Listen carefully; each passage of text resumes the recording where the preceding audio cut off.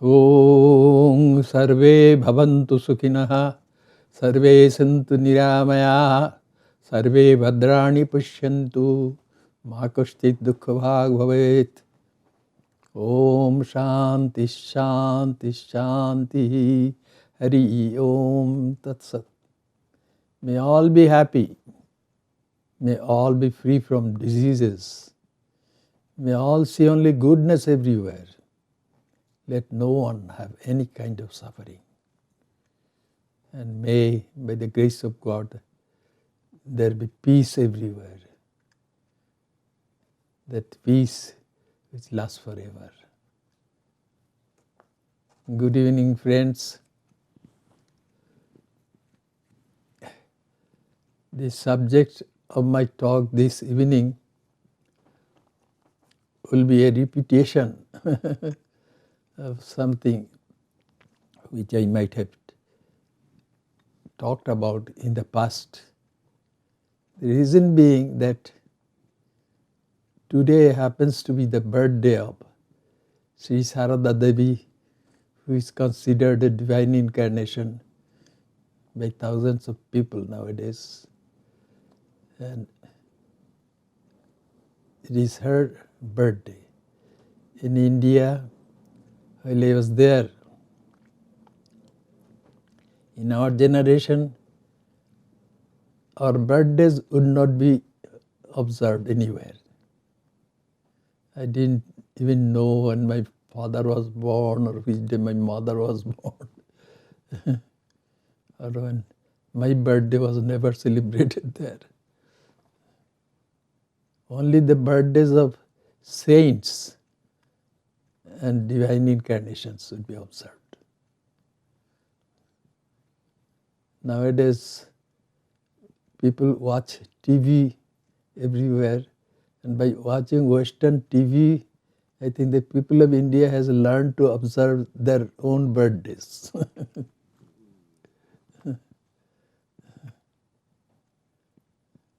Anyway, this happens to be the birthday of Sri Sarada Devi, who is considered a divine incarnation by many, many people in India.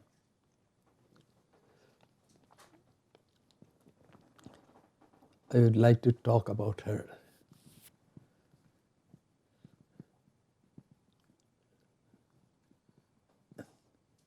There was a close relative or friend of Sri Ramakrishna. He would often listen to Sri Ramakrishna's talks, or talks he would give to people who would come to see him. And he advised Sri Ramakrishna, don't say the same things over and over again.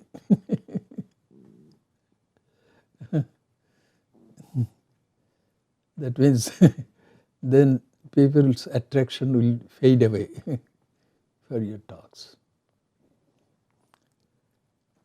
But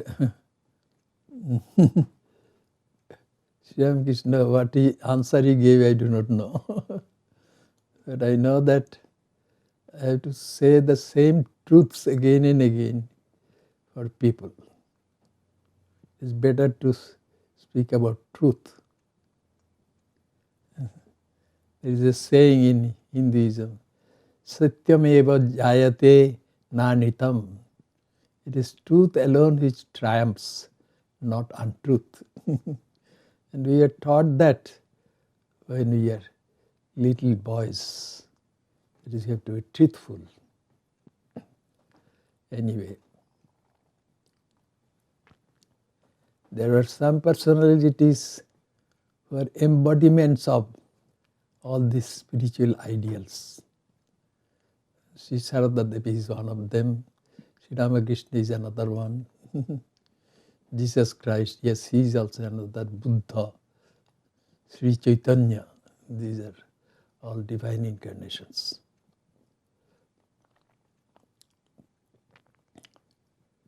And a divine incarnation is one who has an outer appearance of a human being, but inside of whom is only full of divinity, 100% divinity. We also have divinity in us. Anyone endowed with a mind has some manifestation of divinity in him or her. Those mindless things such as a chair, a table, or a tree, they don't have manifestation of divinity. All the divinity is equally present in everywhere. That's what our scriptures teach us. Divinity is everywhere but not equally manifested everywhere. In a divine incarnation, divinity is manifested. As much as divinity can be manifested through a human form.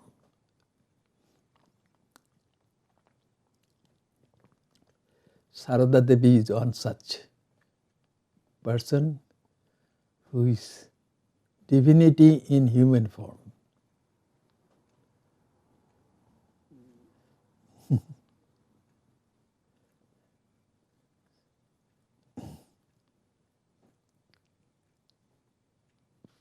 Her birth and everything was extraordinary.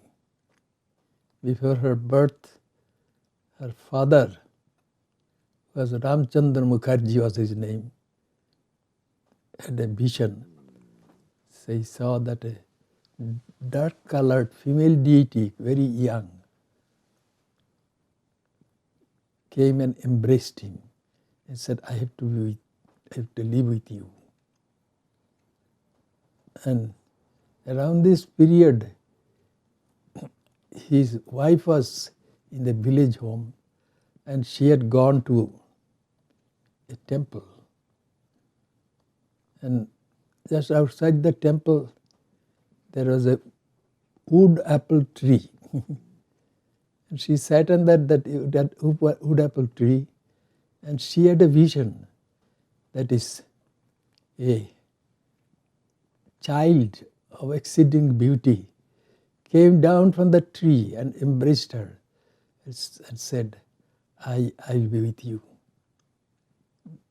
And that made her unconscious. It was a spiritual vision. Eventually, both she and her husband understood that it is God who had decided to be born as that child, as a girl. And Sarada Devi is that child.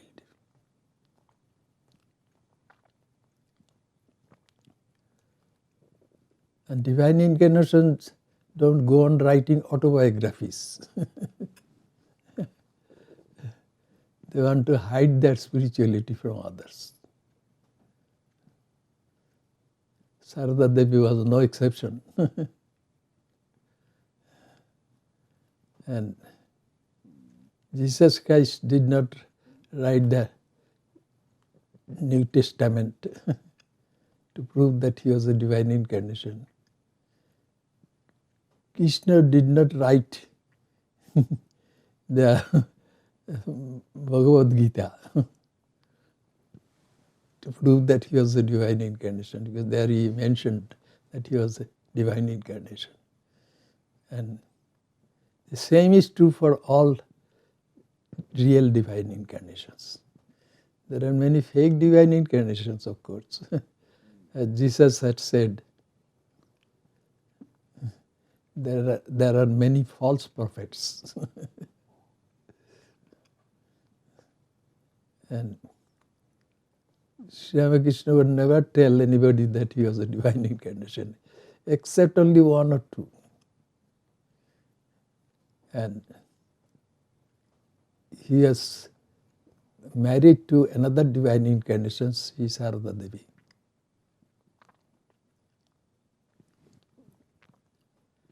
And they understood each other. That's why Sri Ramakrishna worshipped Sri Sarada Devi while she was about nearly 20 years old. She worshipped her as the Divine Mother. And once she was asked, it is she who asked him, how do you look upon me? Then he said, I look upon you as the Divine Mother who is in the temple, the Divine Mother Kali. He looked upon her as a mother, not ordinary mother, Divine Mother. And the Sarada Devi also looked upon Sri Ramakrishna as a divine child. Although both of them knew that they were one and the same divinity in two different human forms. Sri Ramakrishna, when he was not quite 50 yet, she one day said to Sri Sarada Devi,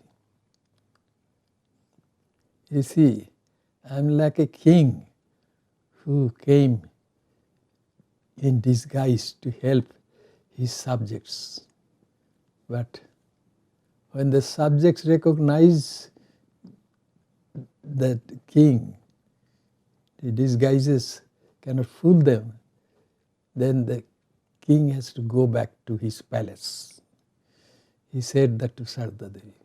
By that time, some people had recognized Sri Ramakrishna to be as a divine incarnation. That's why he said that to Sri Sarada Devi. And Sri Ramakrishna was not yet 50 at that time. And Sri Sarada Devi said to him, if you depart from this world, then what shall I do? And Sri Ramakrishna said to her, you have to go on existing. What I have done is but very little. You have to do much more.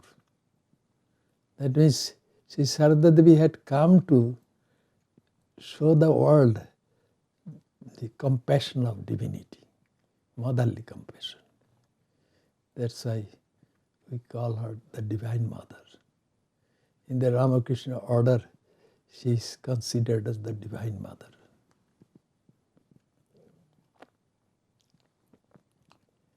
She was mother of all. She used to say, I am the mother of the good and also the mother of the wicked. All were her children.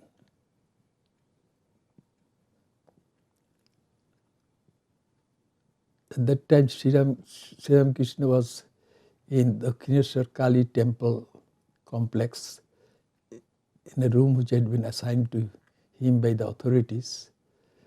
And then Sri Sarada Devi also lived there in a music tower.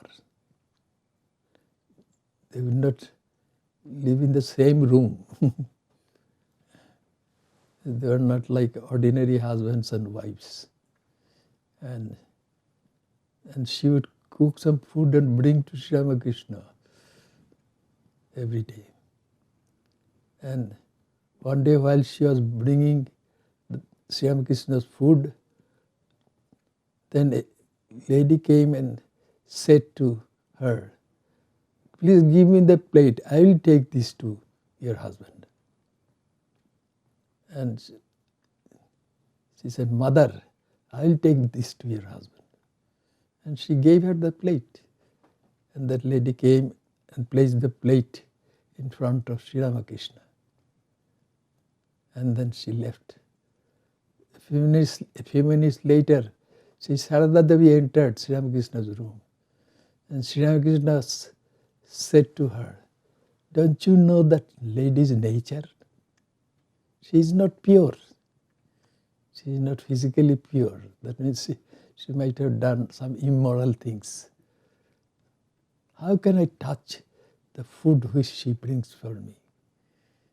I cannot eat this food. Then Sri Sarada Devi said, she came and asked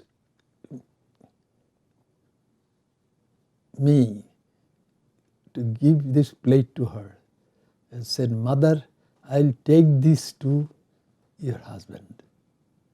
Anybody who calls me mother, I cannot say no to her or him. And Sri Ramakrishna said, don't do this again. Then she said to Sri Ramakrishna, no, if anyone calls me mother and then wants to bring your food and offer that to you, then I can never say no. That pleased Sri Ramakrishna. He could see that the motherhood of God was being manifested through Sarada Devi. And what did he do? Then the same food which he was not willing to eat, she ate that food.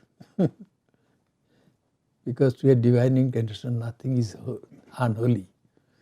So, but he would behave to help people in this world who are not perfect in spiritual growth. To set some examples, he would behave that way sometimes. Anyway.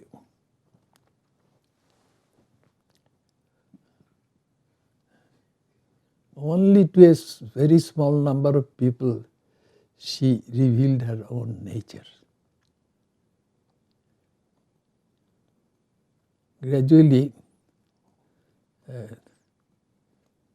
some of the devotees of Sri Ramakrishna would start coming to her, and they started respecting her also.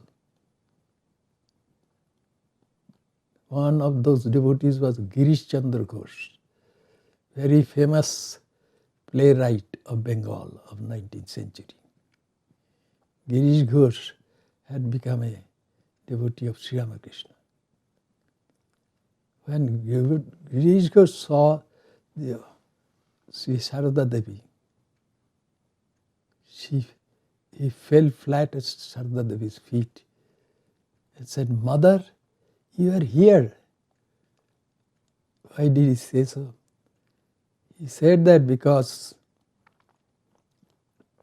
many years ago, when he was a young man, he was dying of an attack of cholera, as far as I recollect. He was dying. At that time, he saw a deity, female deity, come to him and give him a little food and said, "Eat this." He ate that and he became cured. Then his vision was over, and really and truly after that he became cured. So when Girish Ghosh saw Sri Sarada Devi, he recognized her to be that female deity. That's why he fell flat at her feet. He said, "Mother, you are here."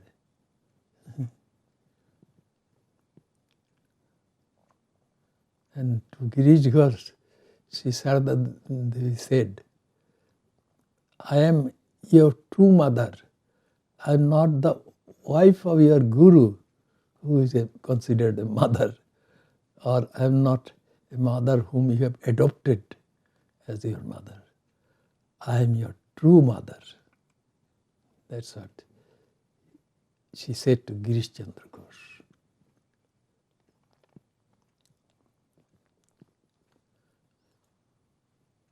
And she knew that she and Sri Ramakrishna both were identical.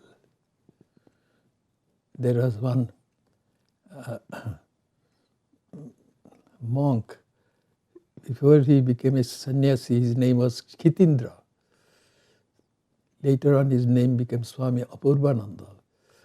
And he was in our Benaras Advaita Ashrama center for many years, and as in charge of that ashrama.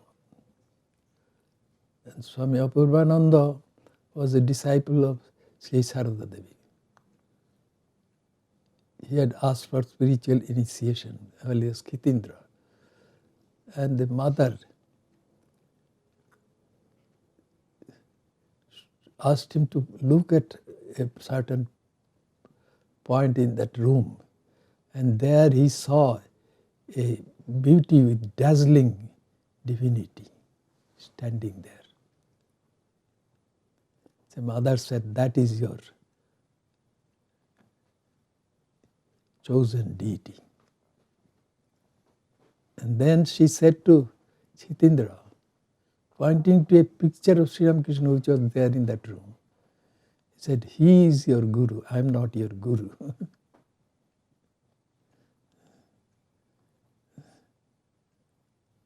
She said, "Mother, how shall I look upon you then? You are my guru, I think." She said, "No, know that he and I are one and the same." That is Sri Ramakrishna and she, they were same. Same as what? Same as divinity. They are the same.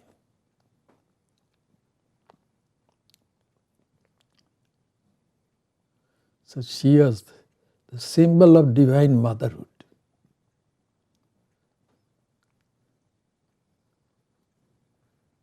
Once she, after the passing away of Sri Ramakrishna, she had just taken to South India for a visit. And there she remembered that she was Sita Devi, the divine consort of Lord Rama. She remembered. Everybody was her child.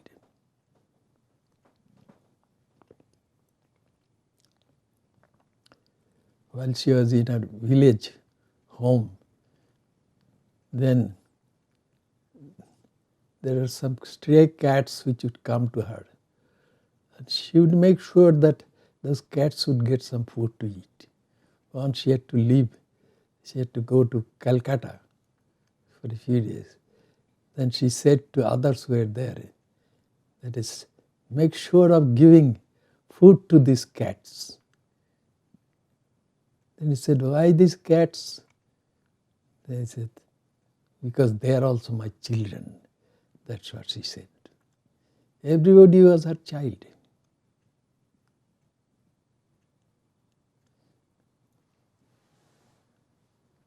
And to a person who had come from East Bengal, at that time that was the county of Sylhet, he had come to Calcutta because the Swami in an ashram of the Ramakrishna Order was known to him. He came. And he mentioned that he would like to have initiation. Then that Swami said, have initiation from Sri Sarada Devi. But Sri Sarada Devi was not there at that time. She had gone to her village Jairambati. So from Calcutta to Jairambati, that young man, his name was Gyan, had to walk all the distance, about 80 miles or more. And he went there. And Sri Sarada Devi was gracious enough to welcome him, give him food, and eventually he gave him spiritual initiation also. And so, after giving initiation to Gyan, the Holy Mother pointed at the picture of Sri Ramakrishna which was in that room and said, he is your guru. Then Gyan said, you are not my guru, he is not my guru, you are my guru. They said, no, I am your mother, I am not your guru. Because she did not have the vanity of a teacher, you see. She is not, I am not your guru, I am your mother. Then Gyan said, you are not my mother lives several hundred miles away in the county of Sylhet. You are not my mother, she is my mother. Then Sri Sarada Devi said to Gyan, look at me. And when Gyan looked at her, he was amazed to see that it was not she, but his own mother was seated there. Then, having had that vision, he fell flat at Sri Sarada Devi's feet. And eventually this Gyan became a monk of the Ramakrishna Order and came to be known as Swami Jnanananda.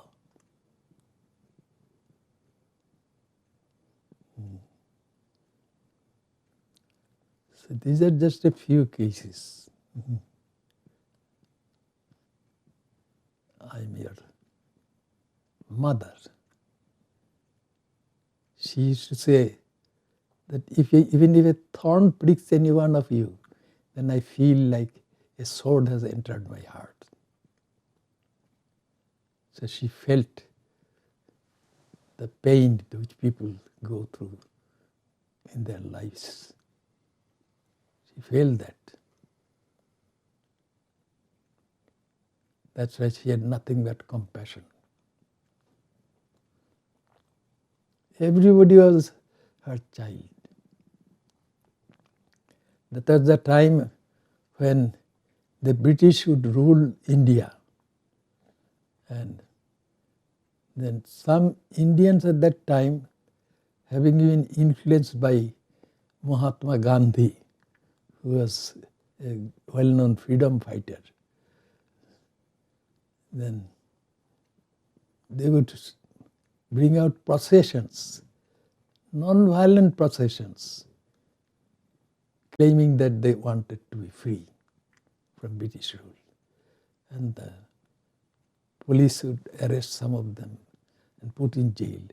Once a woman was arrested that way and put in jail.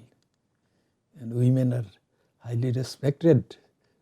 So when people heard about that, they were very displeased with British. And at that time, there were some monks of the Ramakrishna Order who were there with the Holy Mother, Sri Sarada Devi. And they were condemning the British for that. And then Sri Sarada Devi said, "My children, the British are also my children." She was the mother of the British also. She would not see any difference. So she had said that she was the mother of the good and mother of the wicked. And that was true.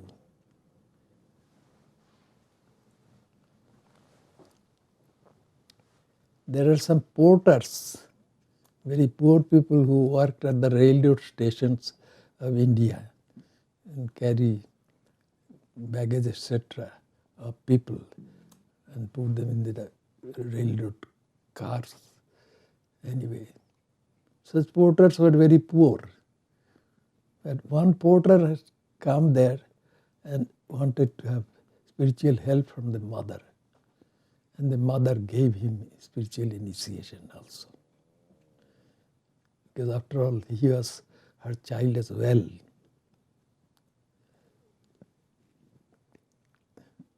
And she had told, as I have already mentioned, that she would consider herself no different from Sri Ramakrishna. He and I are one. That's what, we are identical, she said. And she mentioned to one devotee, pointing to her body, "This body of mine is divine." And she taught, if you want peace of mind, don't see the defects of others, see your own defects. And make the world your family. Your own family. This whole world is your family. Nobody is bad here. That's how she would look upon everyone, and she taught some people that way also. So she is a symbol of divine motherhood. And in those days, the white people, Westerners, they are not considered very good people. And there are some restrictions. They would not eat with them. The Hindus would not eat with them. But some admirers of Swami Vivekananda later on came to India. And India was not free yet, a free country yet. But Sri Sarada Devi accepted them as her daughters.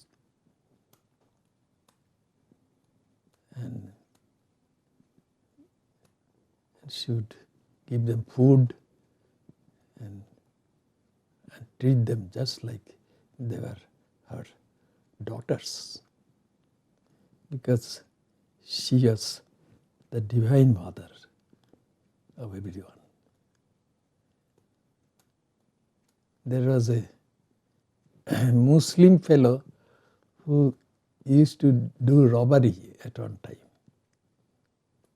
But he came to her and she accepted him also as her child. And he was changed completely. He would come and see the mother. Such was the effect of her motherhood on the people. So she said to some devotees, always know that Sri Ramakrishna, whom she mentioned as a master, he is always with you. And Sri Ramakrishna had passed away, dropped his physical body at that time. And I am also your true mother, and I am also with you. No matter what you do, it depends on us to succeed in that work. It depends on us. That's what she said. She said, never be afraid. Know that I am there. I am your true mother. And she also said, never be afraid, because those who have come to me, they will all eventually, at the time of their death, will be liberated by Sri Ramakrishna. That's what he used to say to some people.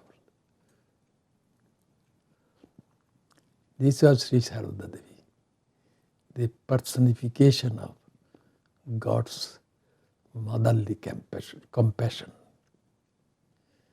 Let us hope and pray that is at this time of distress, her blessings be upon us, and we can remain free from worldly problems.